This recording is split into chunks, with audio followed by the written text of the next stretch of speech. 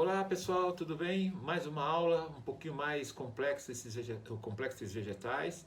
No caso aqui nós vamos falar das Pteridófitas heteroesporadas. O nome já sugere alguma coisa para que você que está estudando. Héteros são diferentes esporos. Vou mostrar para vocês o ciclo da selaginela e a evolução vegetal.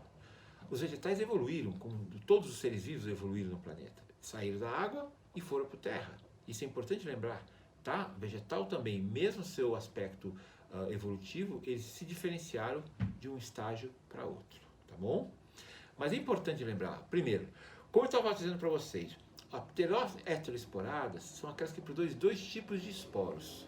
Qual a diferença básica? São micrósporos, pequenos e numerosos. Então, o tamanho dos esporos são pequenos, por isso que é chamado de micrósporos.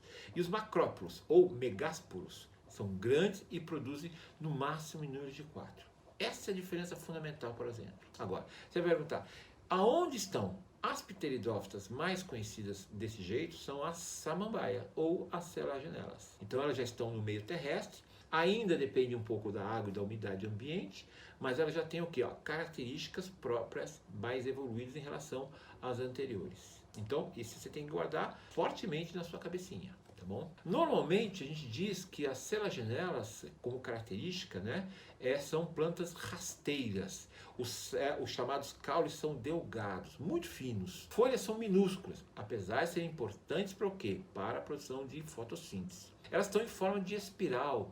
Normalmente aproveita o espaço do caule, que é muito importante. Todas, basicamente, têm o mesmo tamanho, não são folhas diferenciadas. Existem dois tipos, né, de fileiras.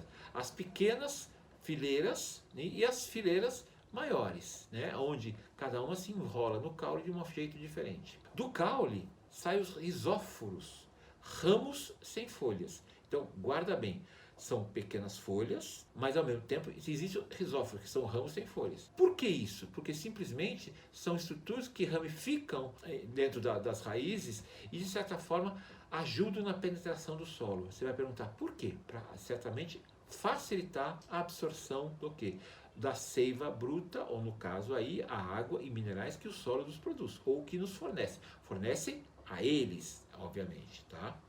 Na época da reprodução, e aí você tem que lembrar bem, os esporófitos da selaginela produzem um grande ápice, um ápice, lembra aquele haste que aumenta, que sai perto da proximidade do vegetal, que facilita o processo do quê? De espalhamento e facilita o processo do quê? De fecundação, atraindo quem?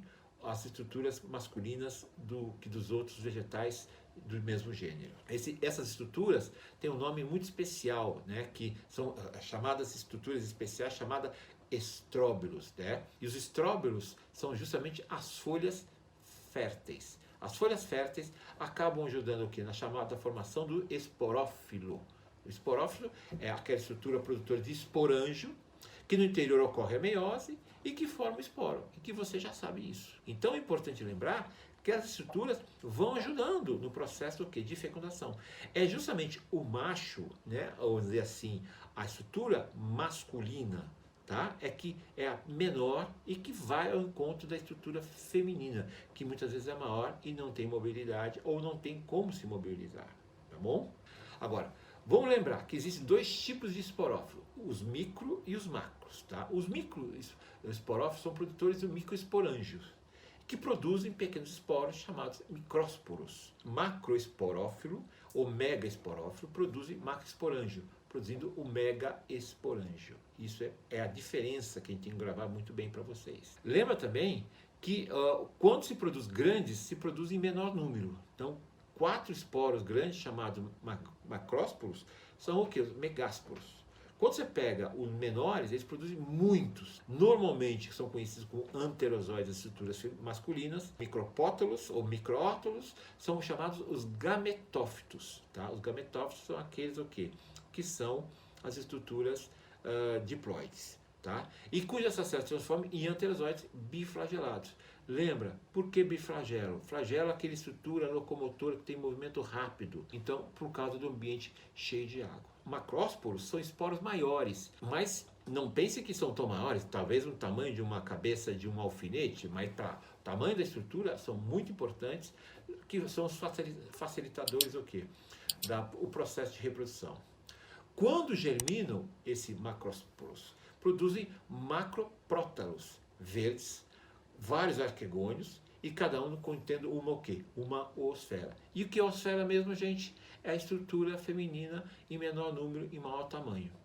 Quando ocorre a fecundação, a oosfera, quando se une, obviamente, ao anterozoide, forma o quê? A estrutura chamada zigoto. É quase repetitivo aquilo que a gente falou das briófitas, mas tem que falar para você não ter dúvida do que nós estamos dizendo. E aí você vai dizer o quê? A partir do zigoto, essa estrutura vai se desenvolver, vai crescer e vai formar o quê? Um novo esporófito. O esporófito o que é? É a estrutura diploide de uma das fases chamada do ciclo reprodutor, do caso das pteridófitas, tá bom? Muito bem. Quanto à evolução vegetal, a gente diz que a gente basicamente tem o quê? 3 tipos de grupos, né, de domínios de seres vivos. Arqueae, bactéria e eucaria. O domínio Arqueae possui um reino conhecido como Arquibactéria, ou simplesmente bactéria primitiva. Já começa a ver o período intermediário entre animais e vegetais. Entre animais, né, ou em vegetais um pouco mais superiores e animais um pouco menos superiores. Tá? Que um possui característica semelhante ao outro, mas não todas as características. Quando a gente diz domínio da bactéria, possui apenas um reino, chamado eubactéria. Já o domínio Eucariae é subdividido em 4 reinos: protista, fungi, planta vegetária ou animalia. Agora você vai perguntar, protista é um grupo que muita gente no início achava que era um animal, e não é verdade. Fungi é o quê? Os fungos, que por muito tempo se pensava que eram vegetais. Não é. Apesar de ter características muito parecidas, mas não é um vegetal por outras características que não são fundamentais nos vegetais. As plantas, sim. As vegetais, sim, são vegetais, propriamente dito, porque têm características exclusivas de vegetais. E animal, que nós estamos incluído, que é essas um monte de subdivisões que daqui a pouco a gente vai falar para vocês. Então é bom lembrar que o reino plantae, ou reino vegetal, teve origem, sim, do quem? Do protista. Que você vai encontrar lá dentro do protista o que? São seres vivos que não têm o que? Núcleo, são acelulares, ou melhor, são anucleados. Isso é importante. São as algas vermelhas, são as algas pardas, são as algas verdes. A partir das algas verdes se originam as plantas de terrestres, que são briófitas, pteridófitas, gimnosperma e angiosperma, que são mais complexas e mais evoluídas de certa forma. Tá? Observando aqui o desenho, do lado esquerdo, eu tenho o ciclo da selaginela, que é um ciclo bem interessante para se observar e entender basicamente o que acontece em cada estágio, em cada estrutura, mas tudo isso só pode ser observado com lupas, que aumentam o tamanho e pode se observar cada estrutura, algumas delas a nível de microscópio. A outra, o chamado do outro desenho, mostra a evolução.